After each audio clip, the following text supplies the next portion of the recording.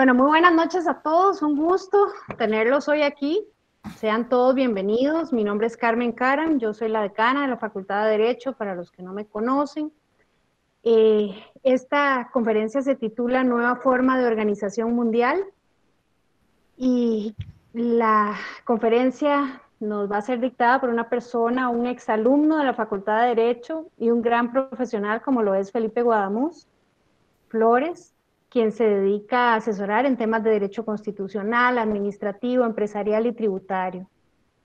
Felipe obtuvo sus títulos de bachillerato, licenciatura y especialidad en Derecho Notarial y Registral aquí en la Universidad de La Salle. Fue directivo de la Asociación Nacional de Fomento Económico y exdirector del Instituto de Políticas Públicas y Libertad de la Universidad Latinoamericana de Ciencia y Tecnología. Actualmente es miembro de la Comisión de Derecho Constitucional y de la Comisión de Protección de Datos, ambas del Colegio de Abogados y Abogadas de Costa Rica. Ha sido profesor universitario en Derecho Constitucional y profesor bilingüe en Derecho Empresarial. Es comentarista de fondo para la Cámara Nacional de Radiodifusión, Canara, columnista en el Diario de Negocios La República y codirector del programa Reflexiones Costarricenses. Como han podido escuchar, es un profesional muy completo y una excelente persona, de la cual doy fe por el conocimiento personal que tengo de él. El tema que Felipe nos expone está dentro del eje transversal de esta semana, que es comunicación, cultura y diversidad. Quiero hacer algunas consideraciones importantes. La actividad va a ser grabada y subida al Facebook de la universidad. Recuerden, por favor, tener sus micrófonos desactivados, pero pueden mantener la cámara encendida. Al final vamos a poner el enlace para que ustedes puedan llenarlo y dejen constancia de su asistencia. Por favor, permanecer toda la conferencia conectados y durante la conferencia surgirán comentarios y preguntas, las cuales pueden escribir en el chat. Y al final el conferencista tratará de responderlas. Seguidamente le doy la palabra a Felipe. Bienvenido, Felipe. Gracias por aceptar la invitación. Muchas gracias. Bueno, siempre muchas gracias, Carmen, y muchas gracias por esas palabras también, recíprocas, definitivamente. Realmente, el lasallismo es algo que va mucho más allá de la parte religiosa. Creo que es un tema ya de una filosofía de vida, saber para servir. Y pues el tener la oportunidad de participar en este seminario de transversalización, cuando hablamos de la nueva organización mundial, no hablamos del nuevo orden mundial, no estamos hablando de teorías de la conspiración, ¿verdad?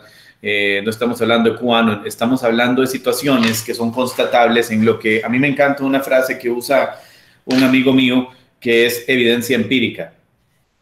Entonces, esos fenómenos que uno ve en el día a día y que van constatándose y entonces nos van dando nosotros una idea de cómo funcionan las cosas. Yo les hago una pregunta a ustedes.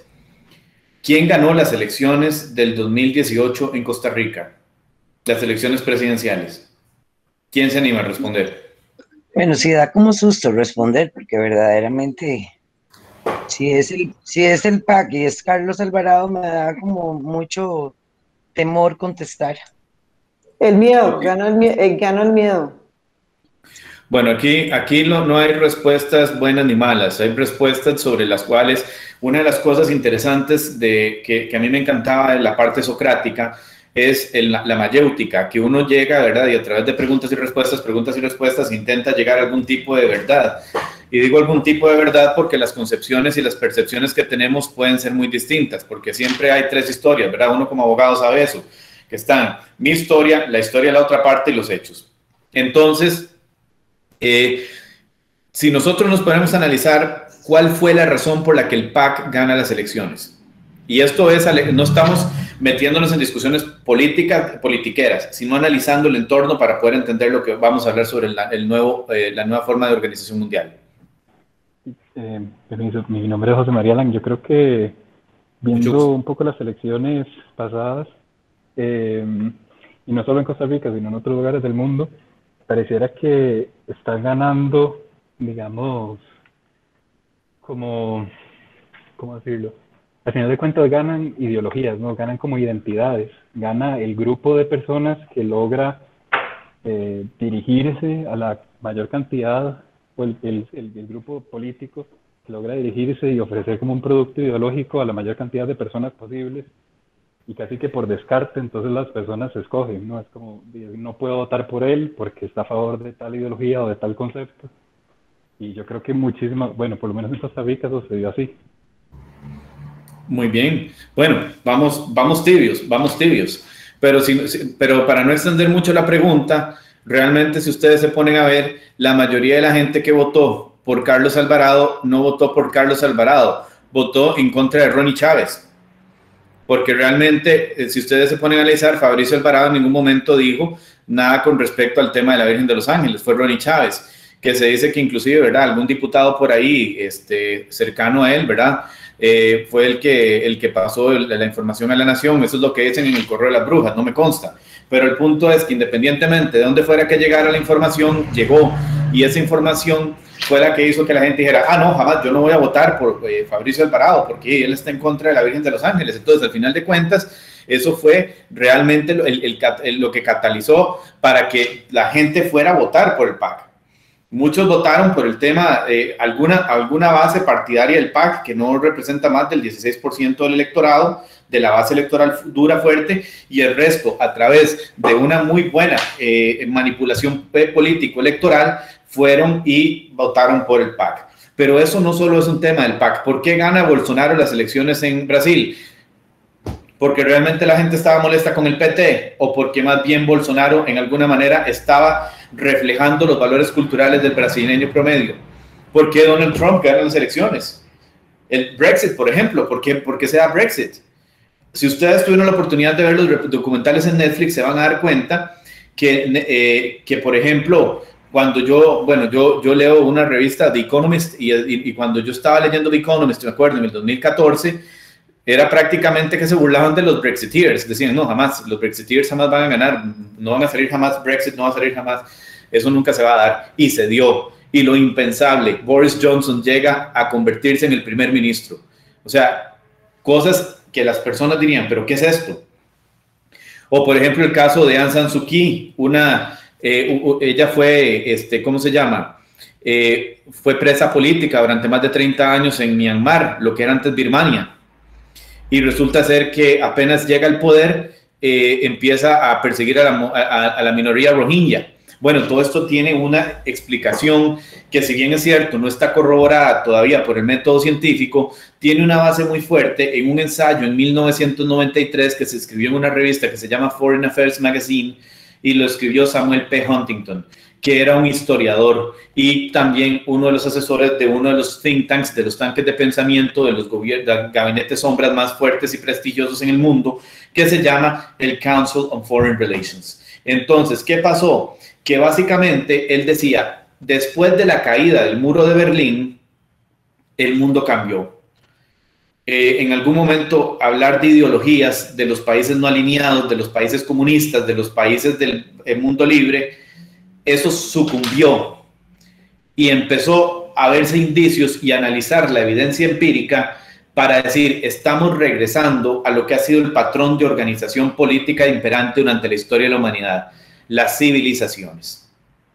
Entonces, en los ámbitos académicos altos, esto no es algo que se escuche conversarse mucho, pero sí se da en las élites académicas. Se entiende que el mundo se encuentra regido en este momento y organizado en 7 a 8 grandes civilizaciones. Y ahorita vamos a entender el concepto de civilización.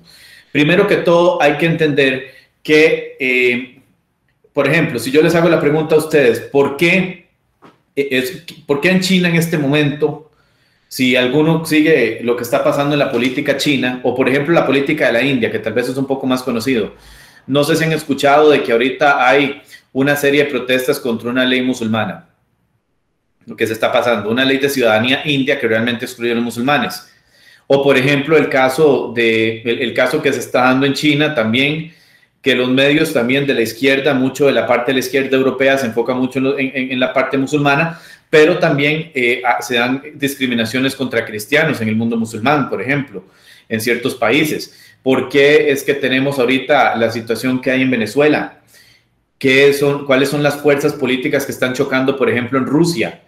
¿Por qué es que ahorita, por qué es que tenemos Rusia un modelo que no es el modelo occidental? Bueno, básicamente el mundo no es el mundo occidental como nosotros lo conocemos, el mundo se ha fraccionado.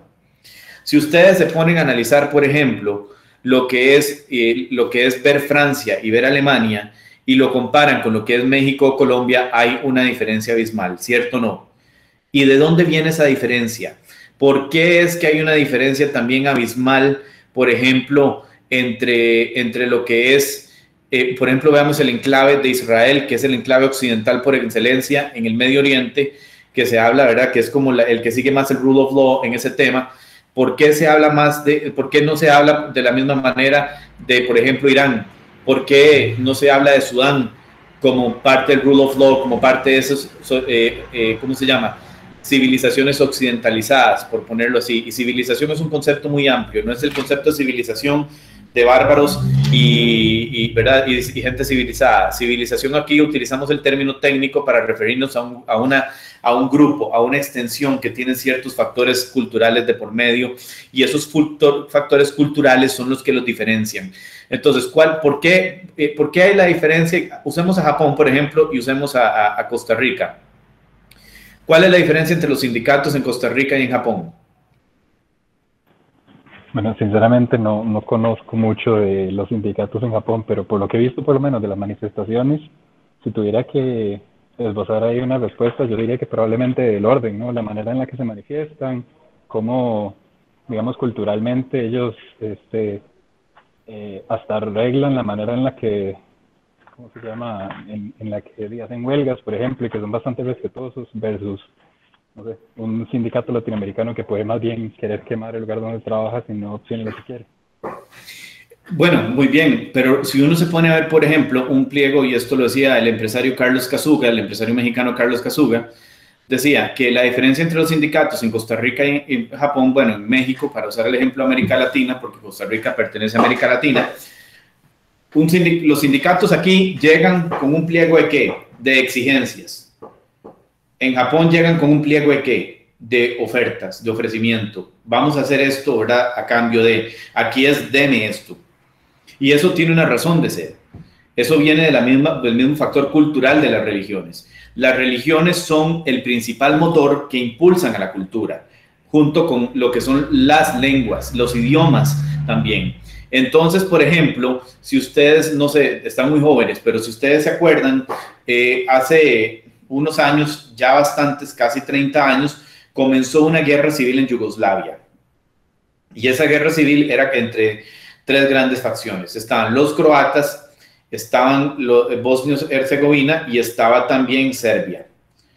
Y cuando uno se ponía a analizar el conflicto, ¿qué era lo que veía? Bueno, los croatas, más que todo con influencia católica por la parte de Croacia, los Bosnia-Herzegovina con una influencia musulmana y Serbia con una influencia ¿de dónde? De Rusia, de la parte ortodoxa.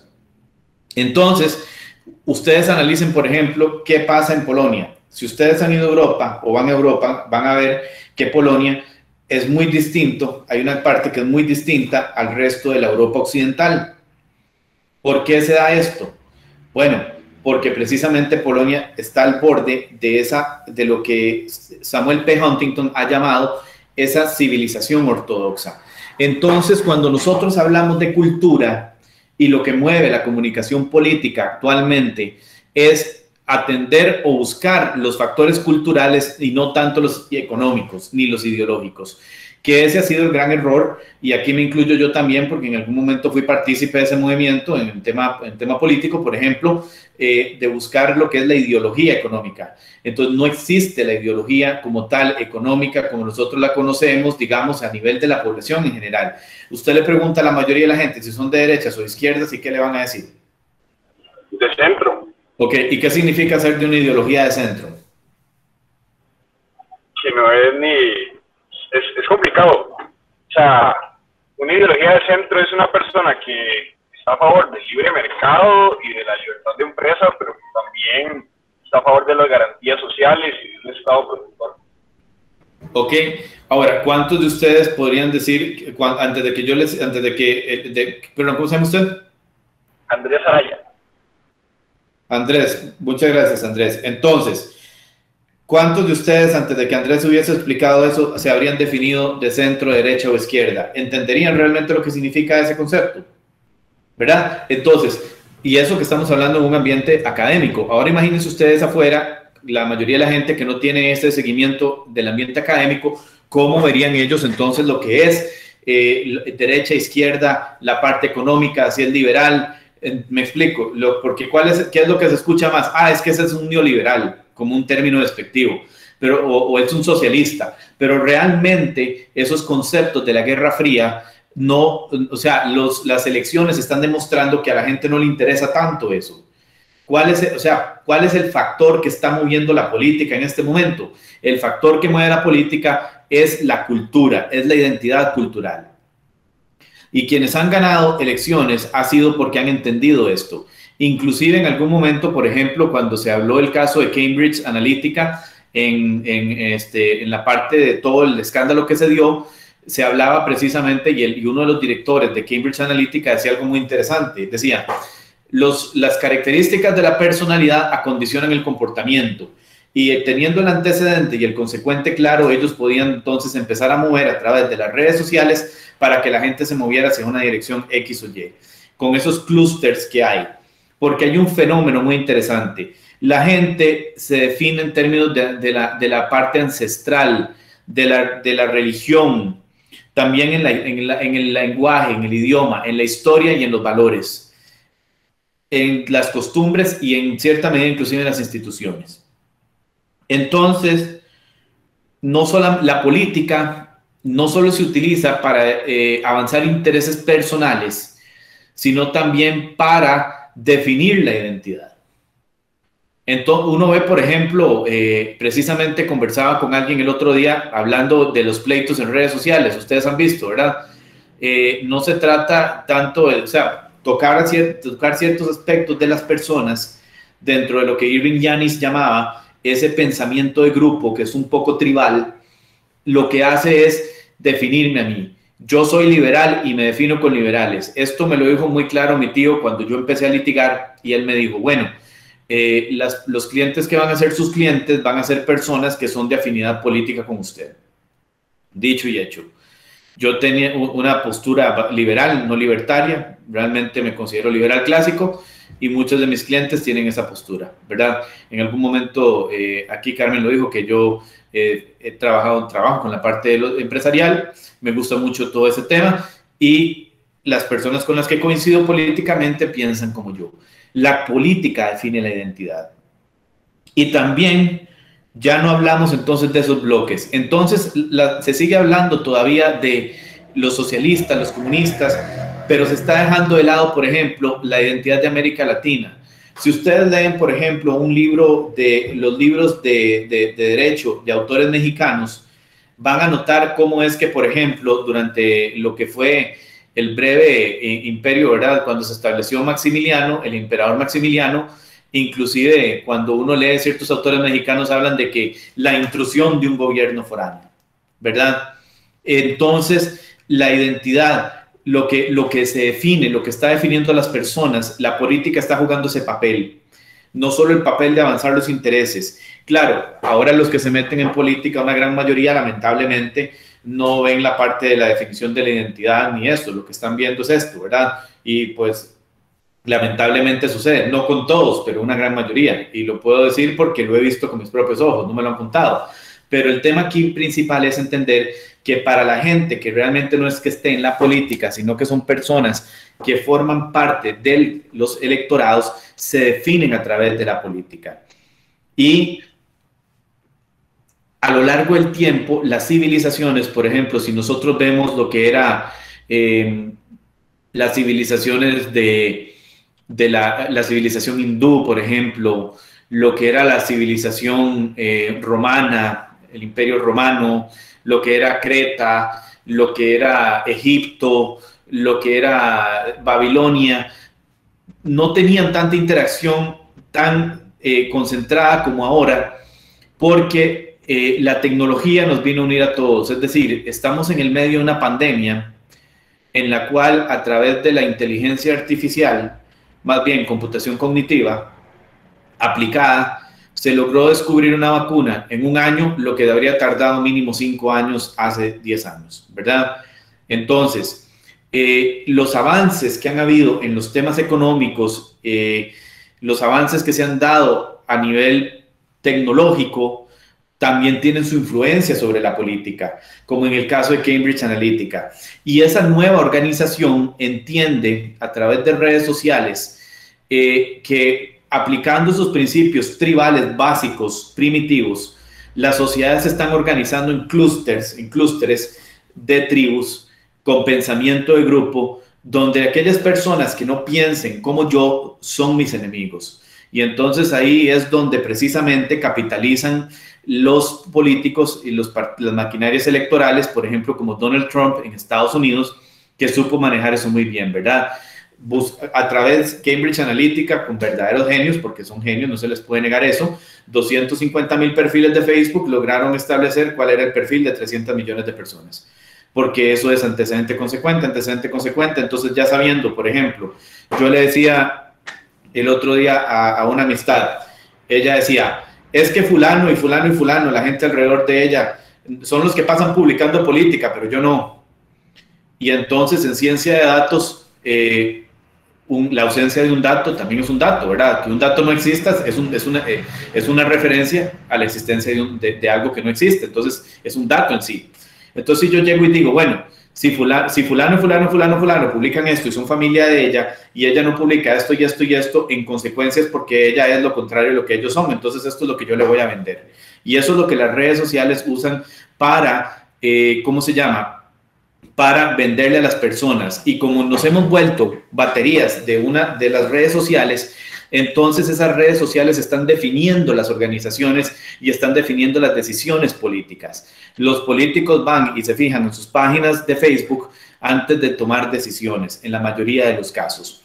¿Y cómo se vincula esto entonces con el concepto de civilización, de cultura? Bueno, como ya hemos estado viendo, hay una cultura Davos, que es la que denomina el autor, una cultura Davos que es de personas que han vivido en el extranjero, personas que han estudiado en universidades en el extranjero, de esos, no en los países, digamos, de cada región, luego llegan a esos países a tratar de hacer modificaciones, pero las hacen una reindigenización de la cultura. Entonces, ¿qué pasa? Por ejemplo, vienen estas personas, como Chiang Kai-shek, por ejemplo, que vino a Singapur estudiando en el Reino Unido y vino a implantar su sistema, un sistema completamente de capitalismo, de mercado libre, pero sin libertades políticas.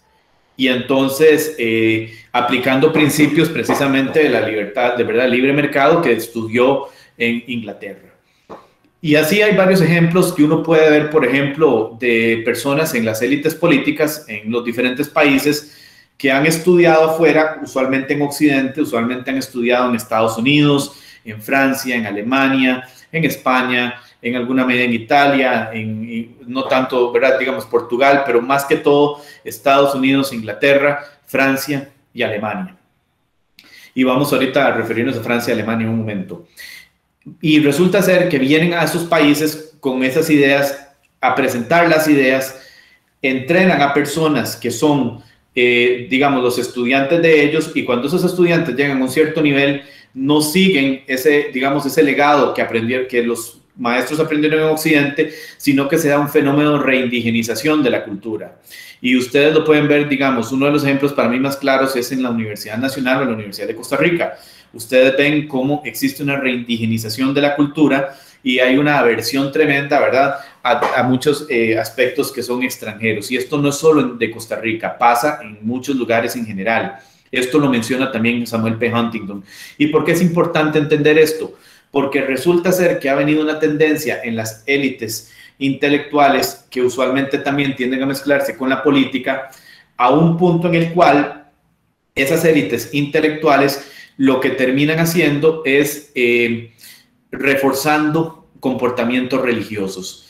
Esa cultura Davos que estudió fuera del país, que vivieron en universidades occidentales, usualmente son menos, sobre todo la cultura de los baby boomers, es una cultura menos religiosa y menos fundamentalista en ese tema que las culturas nuevas que están viniendo y las nuevas generaciones. Las nuevas generaciones, a pesar de todo, se identifican mucho con la parte cultural y religiosa. Y eso lo podemos ver, por ejemplo, en la India. El partido de la India, que es el Bharata, el BJP, que sí, Bharata Janiya, el partido Bharata Janiya, es un partido cuyo presidente ahorita de la India es Narendra Modi, y nosotros hemos visto, por ejemplo, quien le ha venido dando seguimiento a Narendra Modi ya por varios años, se ha dado cuenta cómo es que uno de los éxitos del partido del PVJ en la India es precisamente apelar a la cultura y a las raíces, sobre todo hindúes. No, entonces, la parte religiosa hindú, e inclusive, por ejemplo, si uno ve Bollywood, que es no sé si ustedes saben qué es Bollywood, pero Bollywood es el equivalente a Hollywood, ¿verdad? En la India, ustedes van a ver que la mayoría de películas lo que refuerzan es un estereotipo de un tipo de casta hindú. La India está dividida en castas. Entonces, eso precisamente es parte de esa reindigenización y de ese fenómeno cultural. ¿Qué pasa entonces después con el tema de la civilización? Bueno, aparte de la cultura está el idioma. Y entonces eso también vincula. Por ejemplo, ¿por qué es que ha habido tanto fracaso a la hora de poder establecer lo que es la parte política en Siria? ¿Por qué es que o en Venezuela, pongamos un ejemplo más cercano con Venezuela? O sea, ¿quién era el principal, quién apoyaba principalmente a Hugo Chávez? ¿Cuál país extranjero era el que le daba el principal apoyo a Hugo Chávez? Cuba. Cuba y Rusia. Rusia y Cuba. Cuba e Irán, ¿verdad? Irán y eventualmente Rusia. China. Claro, eventualmente. Y esa palabra eventualmente la vamos a dejar ahí un momentito, porque ahorita vamos a referirnos a esa parte. ¿Por qué Cuba e Irán? ¿Cuál es el elemento en común que Cuba y Irán tienen? Y alguien lo mencionó, Rusia. La parte de la civilización ortodoxa. Como les digo, yo sé que todo esto suena como, bueno, este que se fumó, ¿verdad? Pero esto es una base realmente que viene ya, tiene 28 años desde que Samuel P. Huntington escribió por primera vez el choque de las civilizaciones, ese libro que es un libro que cualquier profesional tiene que leérselo, porque es un libro de esos que uno tiene que comprender y entender. Así como todo profesional debe leer el Manifiesto Comunista, aunque no que esté de acuerdo con Karl Marx, porque ¿cómo voy a debatir algo que no sé, que no he leído, ¿verdad? Si solo me cuentan, entonces caigo en eso, soy un poser, ¿verdad? Un bombeta ahí simplemente que hablo sin conocer. Para uno poder tener un argumento y fundamentar, y yo le decía eso a mis estudiantes de argumentación y retórica, tiene que conocer la base y tiene que tener claro el antecedente sobre lo que está hablando. Entonces, en Venezuela, precisamente, la intervención que se da contra, contra Estados Unidos también afectó al resto de Occidente y la influencia de Occidente. Pero no era solo un tema económico, había un tema cultural de por medio, porque a Rusia le servía, sobre todo vean ustedes que cuando llega, vean las coincidencias, ¿cuándo es que llega Hugo Chávez al poder? 1992 a través de una sonada militar, 1992. Ajá, pero ¿cuándo es que se consolida? Porque después lo mandaron un rato, era como Fidel, a canear, como dicen, ¿verdad? Sí. No, se consolidó después que el pueblo lo trajo de nuevo de ese presidio de 72 horas en la isla de La Orchila y lo volvieron a traer y ahí se consolidó definitivamente hasta su muerte. En el 99. ¿Y cuándo es que Putin llega al poder? En ese año. Exactamente. Entonces, ¿y cuándo es que Putin comienza en el poder? Putin comienza unos años después porque inicialmente no era el presidente, fue elegido posteriormente presidente. Exactamente. Pero Putin llega al poder realmente desde que es el asesor de Boris Yeltsin, que era el alcalde, que era el presidente en ese momento, y Putin era, entonces estamos hablando que, y Boris Yeltsin, que pasaba borracho, y Vladimir Putin era el Rasputín, ¿verdad?, del Kremlin en ese momento. Entonces, vean ustedes cómo se va gestando, porque cuando se da la caída, y esto es importante porque aquí es donde tenemos que entender el origen de este paradigma, cuando se da la caída del muro de Berlín, ¿quiénes fueron los principales compradores de submarinos rusos? Los principales compradores fueron los colombianos y los cárteles de la droga. ¿Por qué? Porque cuando la Unión Soviética se cae, fue algo repentino. No fue, o sea, era una crónica de una muerte anunciada, porque siempre pasa eso. El socialismo es una crónica de una muerte anunciada. Pero el tema es que la caída fue bastante inesperada realmente de la Unión Soviética, y eso dejó a mucha gente, sobre todo a los oligarcas y los que controlaban en ese momento las altas esferas del Kremlin, quedaron con instrumentos de baja calidad militares, pero tenían que colocarlos. Y entonces, primero analicemos un poco y nos vamos hacia atrás para poder entender dónde viene esto. ¿Cuándo es que empieza realmente el problema de la caída de la Unión Soviética? Cuando pierden Afganistán, cuando pierden la guerra de Afganistán. Afganistán fue la Vietnam de la Unión Soviética, y eso fue lo que llevó precisamente a que llegara en ese momento ya Gorbachev al poder, que viene con la perestroika, que es el cambio que termina haciendo que la Unión Soviética caiga. Cae el muro de Berlín. Entonces ya el muro de Berlín, cuando cae el muro de Berlín, tenían razón los Scorpions cuando decían que vienen los vientos de cambio, ¿verdad? Porque al final de cuentas lo que sucedió fue que se quedó un vacío, y en política no hay vacíos por mucho tiempo. Entonces ese vacío, ¿quién lo vino a llenar? Bueno, precisamente las identidades culturales que se venían formando y que habían estado desde hacía tiempo, pero que la Unión Soviética había logrado mantener a través de un régimen brutal, suprimiendo precisamente el tema de la religión. Por eso es que, por eso es que los servicios de inteligencia soviéticos eran brutales con el tema religioso. ¿Y qué pasa? ¿Cuál es el mayor ejemplo? Como les decía, Yugoslavia. Y a partir de ahí se empieza a expandir, por ejemplo, en el caso de Nigeria, y se empieza a dar entonces una fragmentación del mundo, ya no en 3 grandes bloques, sino en 6 a 8 grandes bloques. Tenemos por un lado Occidente, que tiene mayor influencia cultural de Francia y de Alemania. Si ustedes se ponen a analizar, cuando ustedes están estudiando Derecho, los que estudian Derecho, se habrán dado cuenta que de dónde viene la influencia constitucional realmente, y la influencia del derecho administrativo, de dónde vienen esas instituciones, ¿verdad? Entonces, modernas, la teoría del delito, por ejemplo, ¿de dónde sale todo esto? Entonces, esa influencia que viene más que todo de una parte más secular de Occidente. Después tenemos China, evidentemente la parte china, ¿se podría hablar de una civilización china? Todavía no, pero hay muchos factores que la podrían definir. Y ustedes van, por ejemplo, al sudeste asiático y ven Vietnam, y ven Laos, ven Camboya, y ustedes van a ver la influencia china ahí presente. Luego está Japón, que es otra cosa, es sui generis, es completamente distinto, ¿verdad? Ver a China y a Japón. Y luego tenemos la parte de América Latina, que es, si ustedes tratan de comparar a América Latina con Francia y Alemania o con el Reino Unido, están comparando peras con manzanas al final de cuentas. Porque nosotros podemos llegar y decir que tenemos ¿verdad?, que somos occidentales y todo el tema entero, pero ¿en cuántos países de América Latina se respeta el Estado de Derecho? ¿Verdad? ¿Dónde existe un Estado de Derecho? No, ¿verdad? Entonces, ¿podemos decir que realmente hay un rule of law? No, no lo hay. En cambio, si ustedes se fijan, por ejemplo, ahora les hago otra pregunta. Si ya sabemos que Francia y Alemania podrían considerarse la cuna o la sede de la civilización occidental, ¿cuál sería la sede de la civilización de América Latina? ¿Qué país influye o ha influido significativamente en América Latina? Chile. Estados Unidos. No, de América Latina, ¿verdad? México. México. ¿Y por qué? México. ¿Y cuál es el otro? ¿Cuál es el otro? ¿Ah? Brasil. No, en América Latina en general. Argentina.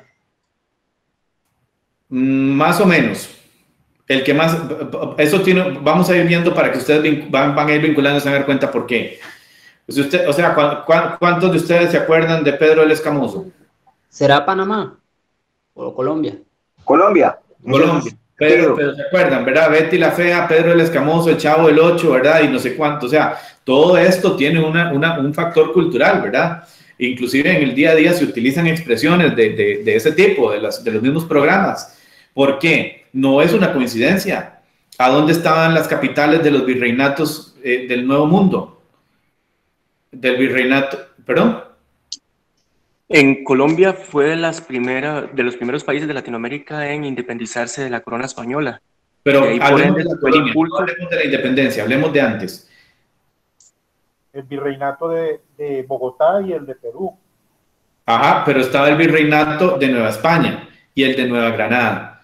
¿Y las sedes realmente cuáles eran? México y Colombia. México y Colombia.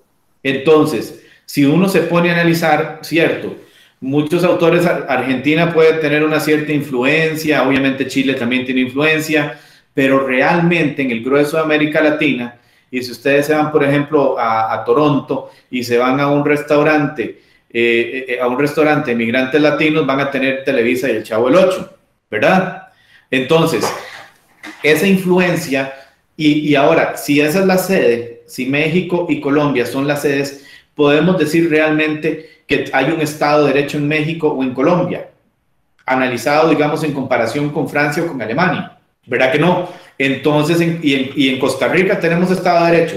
Don Max iba a decir algo, luego riéndose en la pantalla. Es un Estado social de derecho, lo que tenemos en Costa Rica. Pero tenemos un Estado de Derecho. ¿Qué es un Estado de Derecho, verdad? Es lo que aspiramos todos, que haya un Estado de Derecho. Bueno, pero es que aspirar es una cosa y tenerlo es otra, ¿verdad? Mire, Felipe, yo vengo de Venezuela y nos han dado muy duro y entonces aspiro a que aquí haya un Estado de Derecho. Todos. Por eso nos peleamos con los diputados, precisamente por eso, ¿verdad? Aunque digan que ellos pueden sesionar por Zoom, pero eso no es así, ¿verdad? Está el artículo 117 de la Constitución, pero bueno, eso es otro tema, ¿verdad? Pero sí, aspiramos a tener un Estado de Derecho, pero no tenemos un Estado de Derecho. Es más, aquí vean ustedes lo que es. A mí me decía una vez una persona que él trabajó con investigaciones farmacéuticas alrededor del mundo, entonces anduvo por todo el orbe, y él decía, si uno quiere conocer un país, hay tres cosas que tiene que ver con solo llegar al aeropuerto y bajarse del avión y salir del aeropuerto. Uno, el tamaño del aeropuerto y cómo está ese aeropuerto. Dos, la infraestructura del país y cómo conduce la gente. Eso le dice uno más o menos cómo anda la cultura. Entonces, eso precisamente, ustedes no van a ver a una persona llegando y, ¿verdad?, rayando por la derecha, pitando y sacando la mano, ¿verdad?, para que le den campo, brincándose la fila con un vivazo en Alemania. Primero, con solo que suene la bocina, ya lo van a regañar. Entonces, hay diferencias muy marcadas en las culturas. Ustedes ven la cultura africana, por ejemplo. No sé si ¿conocen gente de África? No. Bueno, las personas de África son personas muy distintas a la cultura latina en muchas cosas. Por ejemplo, la forma, aunque los latinos y los africanos tendemos a llevarnos muy bien, personalmente hablando, tenemos diferencias muy marcadas. Por ejemplo, en América Latina aspiramos a tener un Estado de Derecho, en muchos países de África no.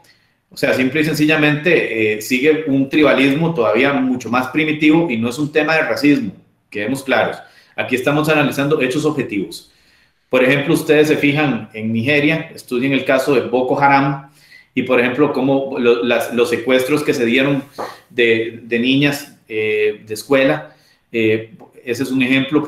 Otro, por ejemplo, la guerra civil de Ruanda en el 92. ¿Verdad? Con los Tutsis, y se me olvida el otro grupo el nombre, que era, ¿verdad?, también fatal. Y así ustedes pueden ir viendo diferentes tipos de conflictos que se van dando alrededor del mundo, y esos conflictos tienen un origen usualmente religioso, ¿verdad? Por ejemplo, ahora yo les pregunto a ustedes, ¿cuál es la sede del mundo musulmán? ¿Cuál es el país que más influye y donde está la sede del mundo de la sede de influencia cultural del mundo musulmán? Malasia. ¿Cómo? Malasia. Malasia, ok. Arabia Saudí. Arabia Saudí. Indonesia, tal vez. Ok. ¿Quién da más? ¿Quién da más? Israel, tal vez. No, dije el mundo del mundo musulmán. Israel es otra forma de vida. O sea, Israel es el judaísmo y ese es otro tema. Estoy hablando del mundo musulmán en general. Irak. Irak también. Irán, ok. ¿Se acuerdan que les dije que la ausencia de un dato es un dato en sí mismo? ¿Cuál es o sea, de todo, vean que no se han podido poner de acuerdo ustedes en cuál es la sede de la civilización musulmana, ¿cierto? No islámica. ¿Por qué? Yo entiendo que es Arabia Saudita, que es donde está más arraigada todavía toda la cultura. La cultura wahhabi, pero eso es otro tema. Ahora lo vamos a ver. Hay distintos, es que no sé, como etnias, ¿no? Inclusive dentro del grupo musulmán, entonces, como muy bien dijo la compañera, de Arabia Saudita es la cabeza de una de esas, pero probablemente un musulmán ahí tiene, digamos, mucho que ver, pero también muchas diferencias con uno en Malasia, ¿no? Como acaban de decir.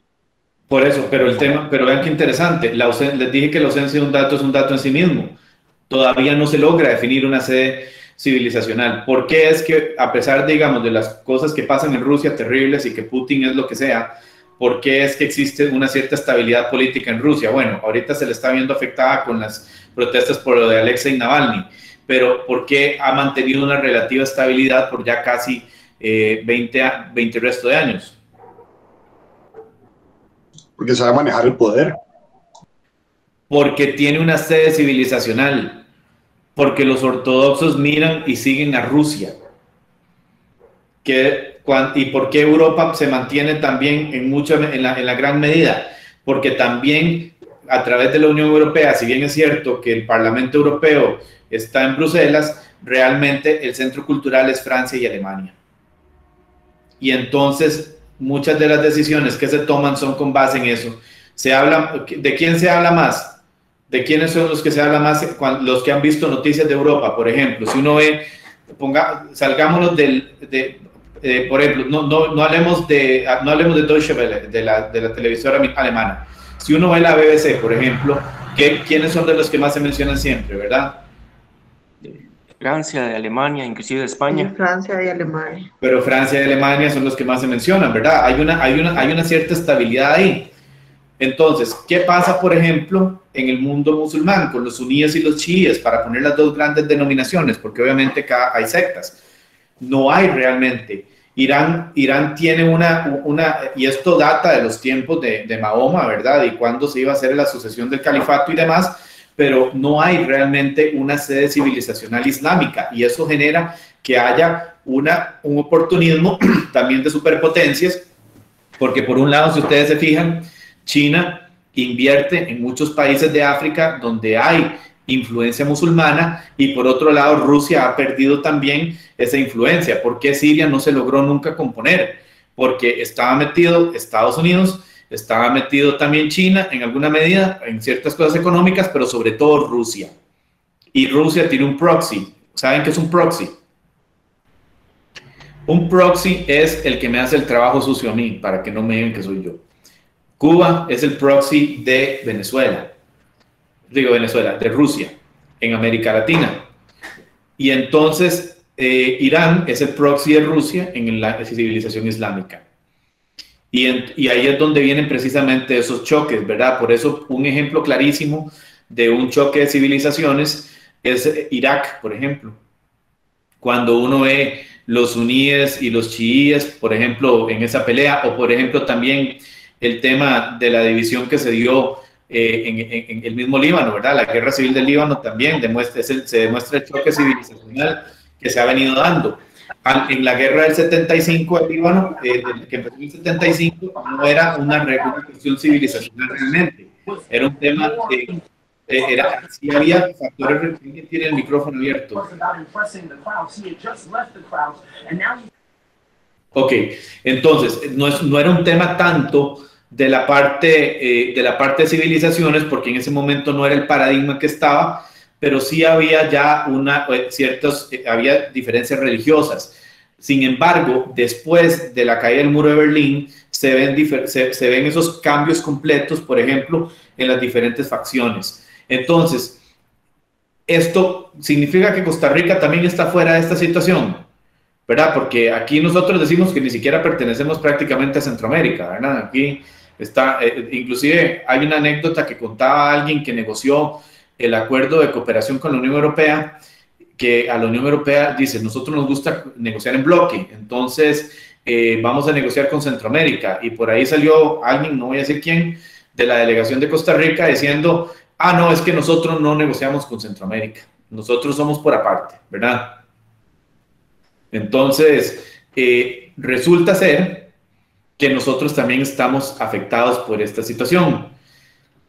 ¿Qué pasa con Venezuela actualmente? Después, sobre todo cuando llega Nicolás Maduro. ¿Por qué Nicolás Maduro se mantiene en el poder? Por cierto apoyo de algunos jeques árabes, pero más que todo por la inversión de China, que es la que ha venido a desplazar a la influencia rusa que había durante la época de Hugo Chávez. ¿Y cuál es la razón principal para que Rusia haya perdido esa influencia sobre Venezuela? La caída de los precios del petróleo.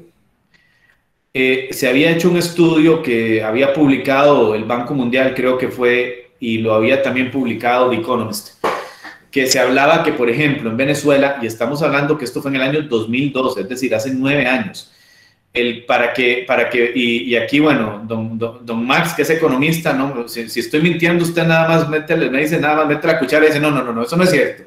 Pero si mal no recuerdo, si la memoria no me falla, se hablaba de que para poder sostener el gasto corriente en Venezuela, en ese momento, en el 2012, el barril de petróleo tenía que estar en $120 el barril. Sí, y exactamente.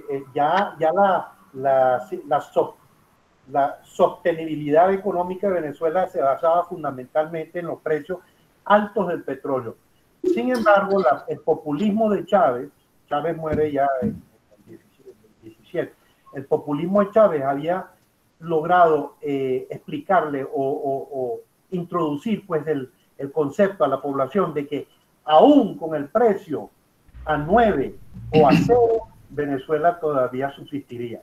Eso eran frases populistas de Chávez, pero tiene razón. Venezuela se sostuvo fundamentalmente por los precios altos del petróleo. Y vean qué interesante, porque resulta ser que esto está vinculado también a los otros dos. El otro proxy de Rusia, que es Irán, necesitaba que, a pesar de ser un país de producción petrolera, por todo el despilfarro que había en el sector público, necesitaba que el precio del barril de petróleo estuviera en $120 el barril, igual que en Venezuela. Y Rusia necesitaba que el precio estuviera en $90. Pero ¿qué fue lo que pasó?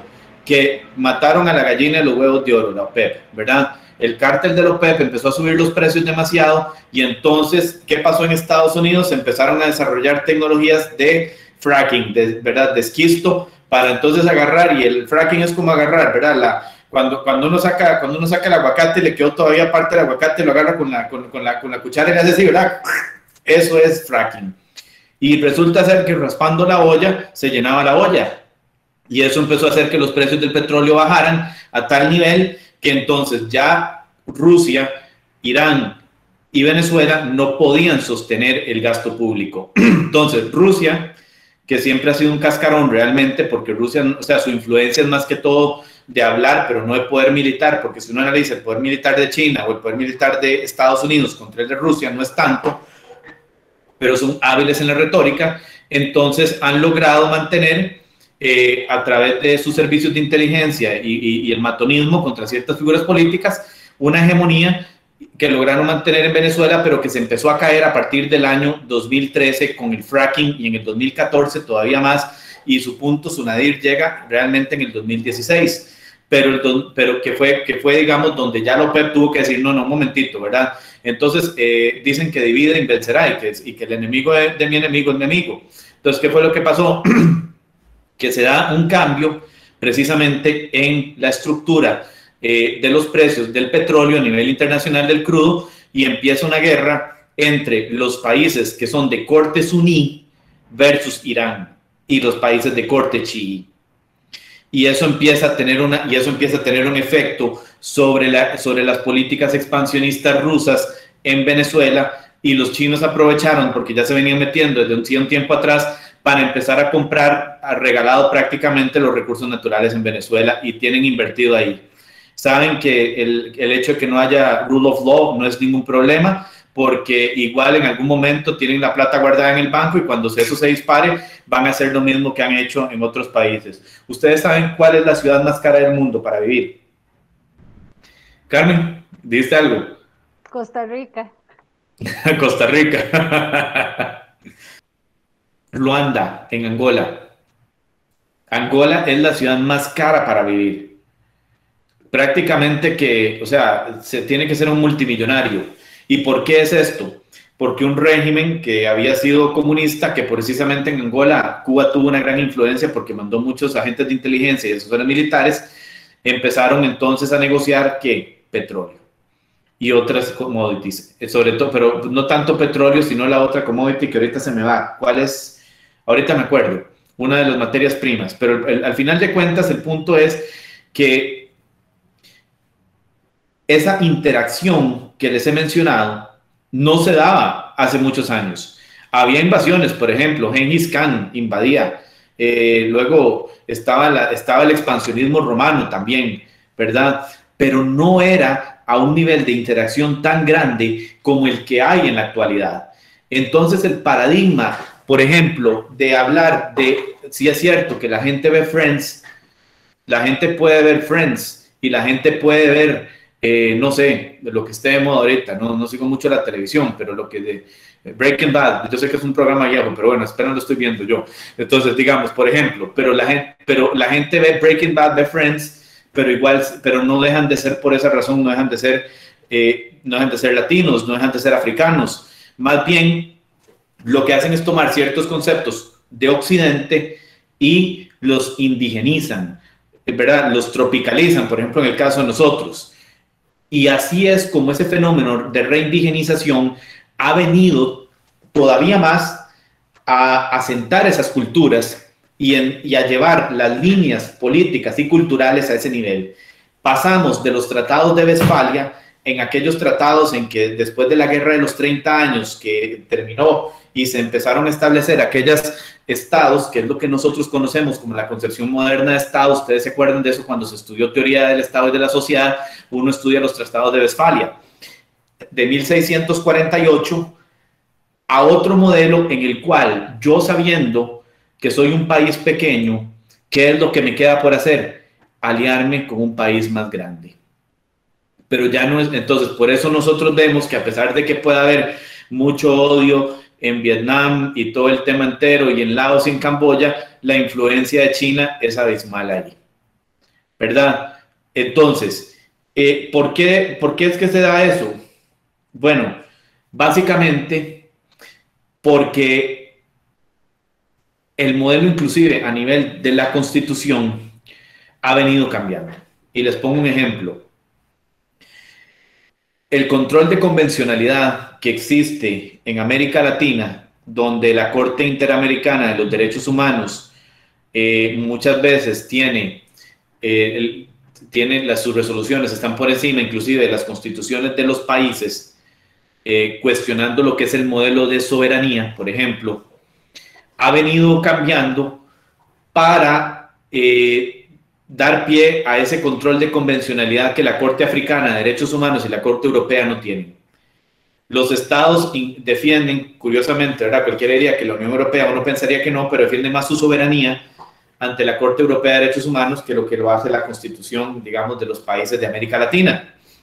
Inclusive en algún momento se hizo un análisis sobre ese tema de lo que era el control de convencionalidad. Y entonces ahí es donde uno tiene que irse hacia atrás y decir, ok, bueno, la religión, ¿qué es lo que mueve realmente a América Latina? porque si uno se pone a ver y uno va con brasileños y habla con mexicanos y habla con argentinos y con ticos, se va a dar cuenta que las características son muy comunes. ¿Cierto o no? Puede haber, digamos, ahí cierta xenofobia de que, ¿verdad?, entre ciertos pueblos, porque siempre la hay. Eso es parte del tribalismo que nos caracteriza como seres humanos. Pero las líneas civilizacionales están. El mundo se ha movido hacia otro eje y ese eje es un eje que tiene que definirse en posturas regionales. Entonces, por ejemplo, la cultura Davos, que es lo que no ha entendido todavía, sigue hablando de la integración mundial, sigue hablando de estos conceptos. Por ejemplo, la OCDE, claro, son conceptos muy buenos porque vienen a integrar el comercio internacional, pero realmente uno se pone a ver, está China en la OCDE. Entonces, ahora que se dio la pandemia en el 2020, y ustedes se pueden dar cuenta de la evidencia empírica de las civilizaciones, ¿cuáles son principalmente los principales pleitos que hay con respecto a la vacuna? Hay una vacuna china, hay una vacuna rusa, y luego estamos nosotros, América Latina, ¿verdad? Que somos como ambivalentes, ¿verdad? Vamos como veletas para donde mejor nos lleve el viento, pero hay vacunas. ¿Y dónde se desarrollaron las vacunas del COVID-19 en Europa? En Francia y en Alemania, principalmente. Y ahora la India está hablando que está sacando su propia vacuna también. La evidencia empírica nos está demostrando que las civilizaciones y las tribalizaciones existen. Y precisamente esas divisiones que se están dando las vemos en algo como parar una pandemia. China por aquí, inclusive se habla, por ejemplo, para no irnos en temas económicos, en la parte de esto de la pandemia, como ha venido cambiando, por ejemplo, las líneas de votos con ciertos partidos. Vean el caso de Taiwán, ¿verdad? Cómo es que Taiwán también ha venido dándose un cambio. Hong Kong, vean Hong Kong, es un ejemplo todavía más palpable. Cómo se han venido suprimiendo las libertades de expresión. Los tres grandes centros financieros del mundo, que son Nueva York, Londres y Hong Kong, vean ustedes cómo Hong Kong ha venido poco a poco sucumbiendo a la influencia china. Y China ha venido tomando control sobre Hong Kong, uno de los grandes centros financieros. Vean ustedes, por ejemplo, lo que se llama la iniciativa del Camino de la Seda. No sé si han escuchado hablar de ese concepto. ¿Quién quiere comentar un poco sobre el concepto del Camino de la Seda? Es el mismo que mencionan en Vikingos, en la serie. Era un camino de... No tengo ni la menor idea, ya te digo. Estoy viendo Breaking Bad, que es del 2011. O sea, voy como con 9 años de atraso viendo televisión, entonces no sé. Sí, es que en esa serie lo usan como una ruta de escape, pero entiendo que es una ruta comercial que utilizaban entre Noruega y Rusia, creo que es. Sí, bueno, la ruta de la seda, básicamente el Silk Road Initiative que se está aplicando siguiendo esa misma ruta de la seda, pero con la influencia de China. China está expandiendo e influyendo. Por ejemplo, inclusive por ahí se habla que algún aspirante a presidencial en este momento de uno de los grandes partidos, ya se dice, ¿verdad? Por el correo de las brujas, que ya tiene a Costa Rica vendida a China, ¿verdad? Y pues yo conozco a uno de los que fue sus asesores cuando él estuvo muy metido ahí en temas grandes, y la verdad de cómo es tan pro China, yo digo que si nada ya se cuac, como diría Benjamín Netanyahu, ¿verdad? ¿Qué es? Entonces, otros hablan, por ejemplo, de no nos vamos a ir por el lado de tener mejores relaciones con China, nos vamos a ir por el lado de tener mejores relaciones con Estados Unidos. O sea, si ustedes se están fijando, realmente los pleitos económicos son de las clases políticas tradicionales, pero realmente lo que está moviendo en el grueso, en la masa, no son temas económicos, son temas culturales. La cultura, y esto es algo que viene desde Atenas, esto no es algo nuevo, la religión que define la cultura es un factor que no se puede dejar de analizar a la hora de ver las composiciones sociales. Si uno habla de un Estado laico en América Latina, por ejemplo Costa Rica, ¿cuál ha sido la reacción que ha habido cuando se habla de tener un Estado laico? Siempre ha sido muy negativa y el pensamiento o el primer pensamiento que tienen es que quieren sacar a Dios de la vida, cuando realmente no es así. Muy bien. Depende de la pregunta. Sí, verdaderamente ante el poder que tiene la religión católica durante mucho tiempo y otras, los laicos se supone que aunque lo quieren sacar y verdaderamente la cultura costarricense no la permite. Aparte de que yo no sé, en la parte cultural que usted habla de todos los movimientos que hay en los diferentes países, también lo mueven tanto los intereses de las personas, intereses económicos. Usted lo ve ahora que incluso con la pandemia, que verdaderamente los grupos se manifiestan de forma totalmente independiente en la medida en que se ven verdaderamente afectados. Tal vez de la forma que usted dice, no dando nada a cambio, sino exigiendo única y exclusivamente, pero verdaderamente el interés económico, el poder económico mueve muchísimo toda esa parte. Es uno de mis pensamientos. Claro, por supuesto. Acuérdense que en Atenas pasaba lo mismo. Por algo a Sócrates le dieron la cicuta, ¿verdad? Para que se la tomara. Entonces, eso es, pero la religión y la política siempre van de la mano. Aquí el tema es cuál religión y cuál es la cultura. ¿Por qué es que Carlos Alvarado ha sido tan rechazado y por qué ha fallado estrepitosamente? Bueno, yo pienso que, digamos, primero no se puede hablar de que la religión va de la mano de la política porque, digamos, hay que poner un ejemplo. ¿Cuál religión? ¿Cuál política? Porque hay pensamientos religiosos muy diferentes a como hay pensamientos políticos y posiciones políticas muy diferentes, digamos. Yo, al ser una persona laica, bueno, atea, por decirlo así, tengo una posición socialdemócrata política. Entonces, digamos, tal vez puedo perfectamente a nivel político trabajar con instituciones religiosas, pero sí creo que en la política no se puede encasillar a una religión como tal, porque se estaría excluyendo al resto de la comunidad.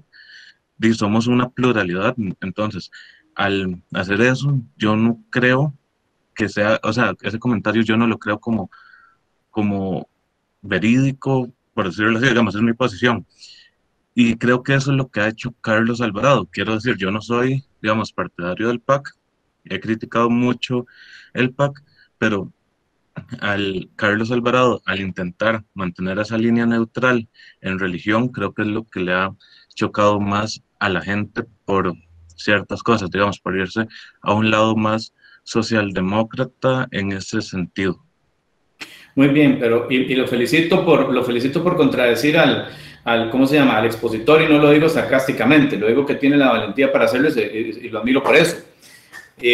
Y como hablamos de mayéutica, hablamos de cómo analizar esto. Ustedes están viendo, yo no traje aquí un script, ¿verdad?, para leer, simplemente hemos venido desarrollándolo conforme vamos presentando las preguntas. Pero aquí no estamos hablando de lo que debe ser, sino de lo que es. Eso es igual que, por ejemplo, el derecho comercial. Cuando ustedes analizan el derecho comercial, Vázquez del Mercado, que es un tratadista muy reconocido del derecho comercial, ¿verdad?, es el equivalente a decir Rosetta Pont, por decir algo, y Martínez Sanz, él habla de que la economía estudia los fenómenos jurídicos, los fenómenos económicos, son los que ocurren en el tiempo y en el espacio. El derecho organiza esos fenómenos. Hay un fenómeno que se da, y el fenómeno social es un fenómeno de que la gente viene educada en una cultura, en una religión. Si debería o no ser así, es otra cosa. Porque vea que yo no estoy diciéndoles si estoy a favor o en contra de eso, ¿verdad? Yo no estoy diciendo si estoy a favor o en contra de un Estado laico. Yo estoy diciendo qué son los hechos. El científico tiene que ver, y cuando se vive la vida de manera científica, uno tiene que analizar los hechos fríos. No lo que yo creo que los hechos son, sino los hechos fríos. El hecho frío es que Carlos, y antecedente consecuente, Carlos Alvarado ha venido a establecer una cierta laicidad y ha sido rechazado por una gran cantidad de personas. Curiosamente, Carlos Alvarado llegó al poder, ¿por qué? Por la gente que votó religiosamente, ¿verdad? Votó por la religión, votaron en contra de Ronnie Chávez, no de Fabricio Alvarado, votaron en contra de Ronnie Chávez. Pero resulta ser que por ese, digamos, la matráfula electoral de manipulación al electorado no sirvió en la aplicación práctica, y por eso es que pegó contra la realidad, y por eso es que se ha convertido en un gobierno tan impopular, porque no va a la par de esos factores culturales. Entonces, eso mismo sucede. Por ejemplo, vayan ustedes, hablen en México del matrimonio igualitario, a ver qué les pasa, a ver qué les va, ¿verdad? Pero vayan ustedes y hablen del matrimonio igualitario en Alemania, por ejemplo. O vayan ustedes y hablen del matrimonio igualitario, por ejemplo, en China. Entonces, aquí es muy interesante porque esos factores culturales, que independientemente de si creemos que estén bien o no, ocurren y se dan. Y eso es la realidad. Entonces, muchas veces el teórico, el error que comete, y yo me incluyo en esta categoría, que a veces tal vez leemos demasiado, a veces un amigo lee demasiado y vive poco, ¿verdad? Pero creo que el problema de la parte teórica es precisamente esa, ¿verdad?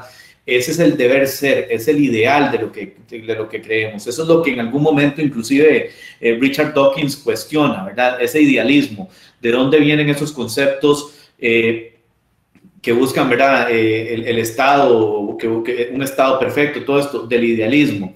No está mal tener idealismo, pero hay que verlo a la par de la evidencia empírica. Y la evidencia empírica lo que demuestra es que las personas se están moviendo por factores religiosos. Donald Trump llegó al poder en Estados Unidos, ¿por qué? Por apelar a la cultura de Estados Unidos. El factor cultural es más importante muchas veces que el factor económico. Y tan es así que vean el esfuerzo ingente que los demócratas han tenido que hacer, y conste, no soy pro-Trump, pero la verdad, la realidad es la realidad. Un momento, por favor. El esfuerzo ingente que los demócratas han tenido que hacer, ¿verdad? Publicando inclusive los documentales en Netflix y todo lo demás, para poder llegar y sacar a Trump del poder por el monopolio y el control que tenían de las redes sociales. Básicamente, Occidente... Don Felipe, con permiso, ¿le puedo hacer una pregunta? Claro, sobre esto que estaba hablando?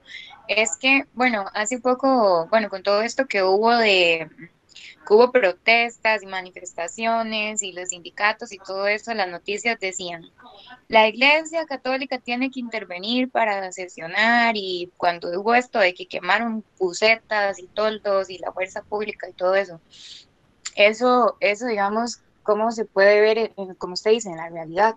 Porque ahí, o sea, al final yo no sé quién pidió la intervención de la iglesia, si la iglesia se ofreció, si fueron los mismos protestantes, o cómo es esta situación. Bueno, la iglesia sirve como un referente moral y ético y como un intermediario, que ahí, pues ahí también hubo un error que cometió algún clérigo por ahí, ¿verdad? Que salió dando su opinión política, y eso fue lo que le costó a la iglesia un poco su credibilidad. La iglesia tenía que haberse mantenido en ese punto neutral, ¿verdad? Como les digo, yo no soy una persona religiosa tampoco, no soy ateo, pero no soy religioso. Sin embargo, veo las cosas de manera objetiva, y ahí el problema fue el error que la iglesia cometió. Pero para contestar su pregunta, básicamente aquí se evidencia esa confianza que la gente tiene precisamente en la religión. O sea, vean ustedes, o sea, la gente mediar con la Iglesia Católica, ¿por qué? Porque la Iglesia es un ente neutral y es un ente que da seguridad a las personas. Y tengamos algo muy claro, el hecho de que Occidente se haya impuesto sobre el resto de países no fue por amor, ¿verdad? No fue por los ideales de Locke ni por Sócrates, sino que fue por utilizar la violencia organizada mejor que cualquiera otro.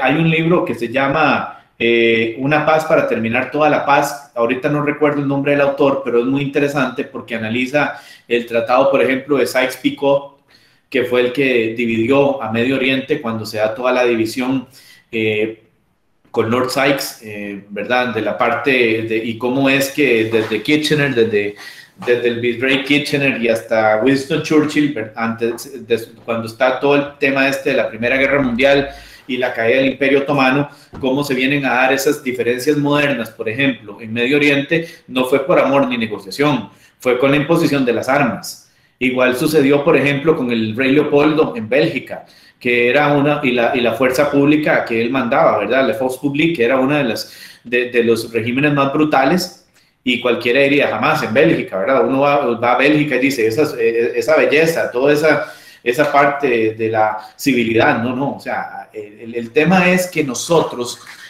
por la influencia de Occidente que tenemos, máxime quienes hemos estudiado en Occidente todavía más, en alguna medida tenemos más ese sesgo cognitivo que no se quita, ¿verdad? Hay cosas que cuando uno las aprende muy joven, pues cuesta quitárselas, pero la realidad, la evidencia empírica es que Occidente fue brutal completamente en la organización y el control de los demás países del mundo. Entonces, nosotros, y esto es algo que el autor dice, nosotros, los occidentales olvidan eso, pero los no occidentales no lo olvidan. Y por ejemplo, si ustedes se ponen a analizar, vean ustedes todavía cómo el resentimiento que hay en México, por ejemplo, cuando se habla de Estados Unidos, sobre todo entre ciertas élites académicas, ¿verdad? Que es donde se dan todavía estas cosas más. La civilización entonces es esa cultura extendida al máximo, que es la que entonces eso es lo que define, y ahí es donde vienen los bloques. Yo lo conversaba el otro día con un experto en Derecho Internacional Público. Él es compañero mío en una de las comisiones, y entonces ahí nos pusimos a conversar un día de esos, ¿verdad? Conste, no había tragos, ¿verdad? Simplemente fue conversación, no habíamos llegado a ese nivel de filosófico todavía, ¿verdad? Pero resulta ser que cuando hablábamos de cómo va a ser la organización constitucional, él es compañero mío de la Comisión de Derecho Constitucional, entonces yo le decía, ¿cómo vamos a hacer? ¿Hacia dónde va? Porque los que estamos en esta toma de decisiones y estamos con la gran responsabilidad de informar al ordenamiento jurídico, en este caso el ordenamiento jurídico constitucional, ¿cómo vamos nosotros a adaptar la organización política a los nuevos paradigmas que se están dando? Y entonces tuvimos una conversación como de 3 horas y media sobre cómo organizarnos al mar o a la luz de este paradigma de las civilizaciones. Y empezamos a ver evidencia empírica. Y empezamos a entender que, sabiendo que ya el modelo de Estado del Tratado de Westfalia, y perdón si suena muy técnico, aquí me pueden parar en cualquier momento para preguntar lo que necesiten, ¿verdad? Ya se dieron cuenta que a mí no me va a molestar eso, y si me tienen que cuestionar y decir que estoy equivocado, también me lo dicen, no hay problema. Entonces, pero ese modelo de Westfalia ya no obedece a la realidad, a la realidad del poder y de las estructuras del poder que se dan en la vida real, valga la redundancia. La aspiración del Estado está, no nos equivoquemos, pero la influencia que hay supranacional es enorme. Y si no, véanlo ustedes cómo nuestra propia Constitución permite la aplicación de los controles de convencionalidad de la Corte Interamericana de los Derechos Humanos, ¿verdad? Eso demuestra que ese concepto es soberanía. Soberanía es un concepto, la palabra etimológica soberanía significa estar por encima de todo. Pero sí, y entonces yo les hago a ustedes, con base en la ciencia exacta de la lógica, una pregunta. ¿Qué es lo contrario al color? ¿Qué es lo contrario al blanco? Negro. Negro. ¿Quién da más? Que no es un color nada más. Por decir, lo malo. Se está entrecortando. Todo lo que sea opuesto al negro, nada más. Todo lo que sea opuesto al negro, exactamente. Entonces, eso se llama la primera operación lógica de la negación. Entonces, ¿qué es lo contrario a la soberanía? Todo lo que esté fuera de ella. Cualquier otra cosa que no sea soberanía. Y si soberanía es estar por encima de todo, significa que entonces si hay algo que está por encima de la soberanía, ya no hay soberanía en teoría, ¿cierto o no? Cierto, cierto. Entonces no podemos hablar de estados soberanos. Y si no podemos hablar de estados soberanos, eso significa que la relación de poder ha cambiado y que hay una organización supranacional que realmente está dictando cuál va a ser la política pública de los estados en América Latina. Y si eso es así, entonces tiene razón Huntington cuando dice que no tenemos el Tratado de Westfalia, los tratados de Westfalia y el concepto de Estado ha cambiado, ¿cierto o no? Entonces, ¿cómo nos vamos a organizar políticamente para poder entender que estamos en un ambiente cultural en el cual tenemos una influencia enorme? Pues sí, el inglés es la lengua franca en el mundo, pero América Latina tiene el español, y entonces el español o el portugués, que son muy parecidas, son las lenguas locales, es donde está la cultura y esa civilización latina. ¿Cómo se va a organizar? ¿Cómo va, por ejemplo, América Latina a responder al camino o al camino de la iniciativa de la seda, al iniciativo de la ruta de la seda de China? ¿O piensa América Latina convertirse en una colonia de China? ¿Verdad? ¿Cuál es el concepto de, y volvemos a lo mismo, si la política ahora lo que busca es definir la identidad, entonces ¿cómo va a responder América Latina y cómo va a ser esa nueva forma de organización mundial? ¿Cómo es que América Latina va a responder ante esa situación? Después de que Trump ha quedado como presidente de los Estados Unidos, se debilitó mucho lo que es la credibilidad de Estados Unidos a nivel global. Como digo, independientemente de si se está a favor o en contra de Trump, el hecho es que la gente no cree en Estados Unidos como creían antes. Y están buscando, y como les dije, si los estados pequeños se sienten desamparados ante estados grandes, van a buscar unirse a estados grandes, y China está haciendo eso precisamente en este momento. El control, esto es muy interesante, porque había un autor, creo que era Lucian, el que decía que China es una civilización pretendiendo ser un estado, ¿verdad? La cultura china va mucho más allá de un estado. Japón es un estado que es civilización, pero China no reconoce que es una civilización aún. Se sigue viendo como un estado. Y eso es lo único que mantiene a China para tener una dominancia total y convertirse en el ente hegemónico que puede tener un control nunca antes visto a nivel mundial. ¿Por qué? Porque, como les decía, antes las civilizaciones rara vez interactuaban entre ellas tanto como se hace ahora. Y esa forma de organización mundial es lo que ha cambiado completamente. Estamos en una situación básicamente de una mezcla que se está dando con una gestación, y ya hay civilizaciones, porque esto es algo, las civilizaciones pasan por 7 estados. El primero es cuando se dan las mezclas. Luego viene la gestación de la civilización y luego la expansión. Occidente ya ha tenido una expansión, ha pasado por una época de conflicto y en algún momento se convirtió en un imperio universal. Es más, acuérdense ustedes que se hablaba de que el sol nunca se ocultaba en el Imperio Británico, y si ustedes se ponen a ver, en algún momento Estados Unidos ha llegado a tener un gran auge, pero Occidente como tal, viéndolo unido, la parte no solamente francófona, la parte teutona, es decir, Alemania, toda esta parte, y la parte angloparlante, realmente lograron tener un control mundial muy fuerte, estableciendo las reglas para hacer negocios, controlando los organismos internacionales, pero todo esto está cambiando. Inclusive ven ustedes ahora, por ejemplo, el tema de Birmania, la parte de Myanmar con Aung San Suu Kyi, cómo es que estuvo 30 años presa, llega al poder, se convierte en presidente ¿cómo se llama? No es Birmania, esa fue la palabra ahorita, bueno, pero se convierte en presidente de Myanmar, y cuando llega al poder, abusa de su poder, y ahora gana otra vez las elecciones y los militares simplemente la vuelven a meter a la cárcel. Y ahora resulta ser que estamos viendo que Myanmar tiene una gran influencia, ¿de dónde? De China. ¿Por qué? ¿Por qué? Porque Myanmar por sí sola no se puede enfrentar contra Occidente.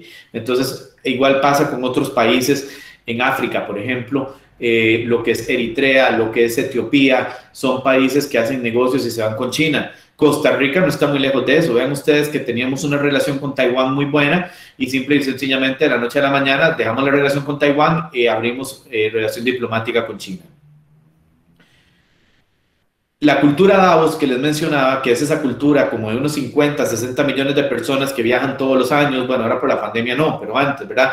Viajaba todos los años, son bilingües, trilingües usualmente, con posgrados universitarios en el extranjero, han estudiado en el extranjero, tienen otra forma de ver el mundo que es muy distinto a lo que el común denominador lo ve normalmente.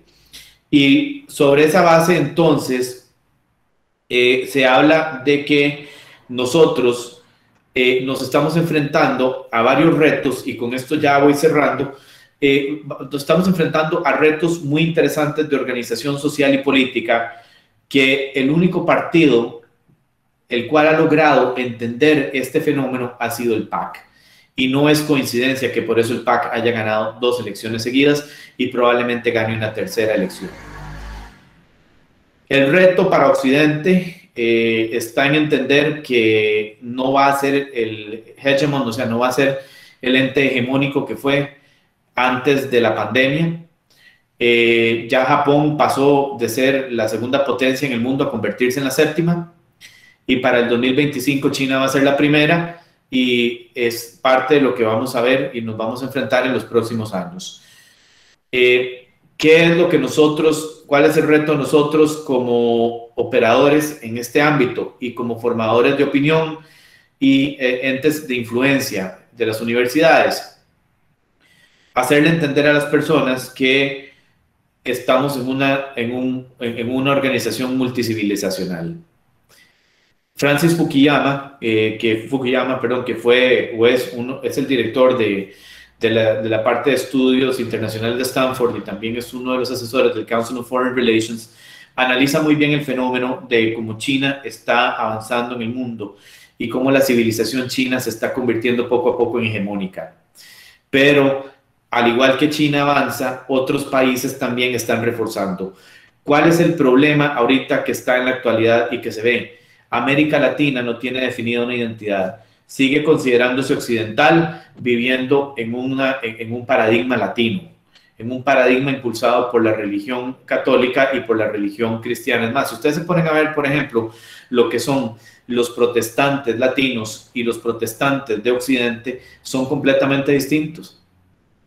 Vean ustedes, inclusive, entonces, eso también demuestra ese factor cultural. Occidente tiene grandes retos en este momento. Uno de ellos precisamente es el determinar cómo va a trabajar en este paradigma multicivilizacional, pero también ese reto está para Japón, que es una civilización que está a punto de desaparecer, porque la tasa de reposición en Japón, las personas que nacen versus las personas que mueren, no llega a compensar esas muertes, esos fallecimientos. Y África también tiene una situación complicada porque no se ha logrado definir.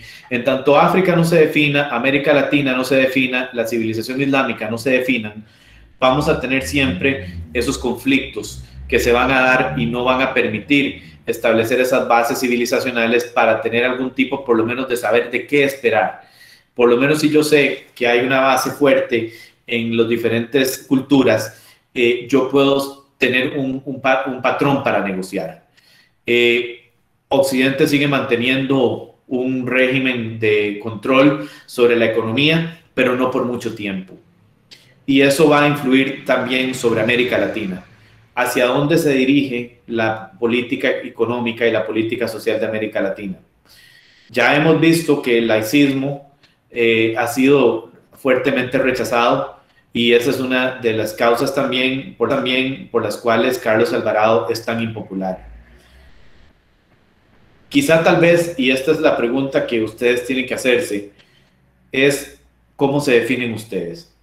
¿Qué tipo, o sea, en este momento? Porque si uno no sabe de dónde viene, no sabe hacia dónde va.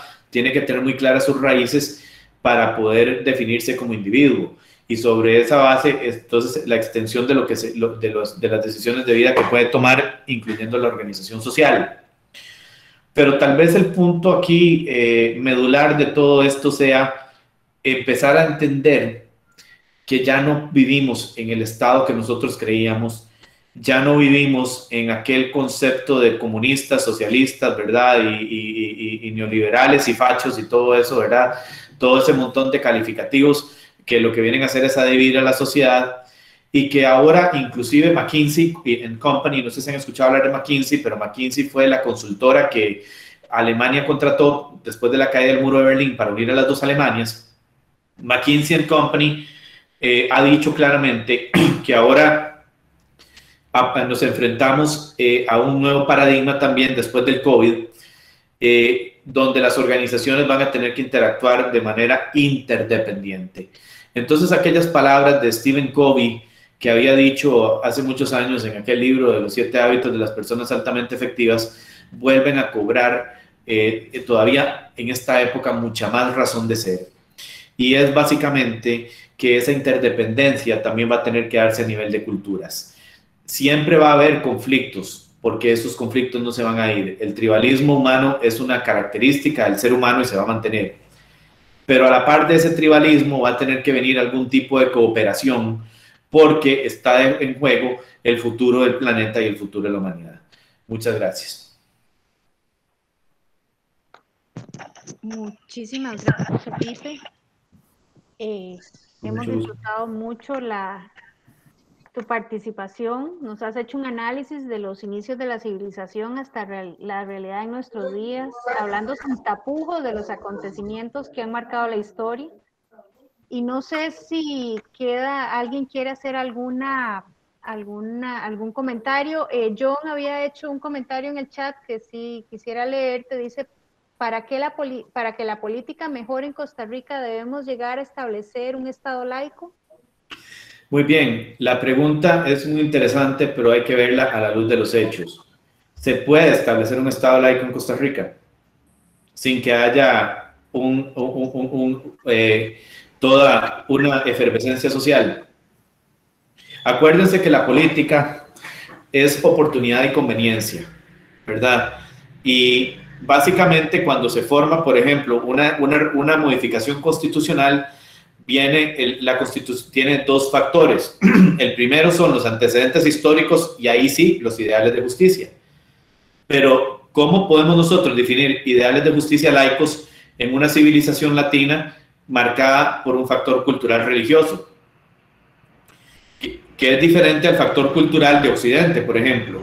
Porque en lo que es Occidente, la religión juega un papel importante, pero lo juega más la parte multicultural, que por eso es que, y la cultura Davos precisamente se maneja ¿en qué? Se maneja en ese factor multicultural, ¿verdad? Laico.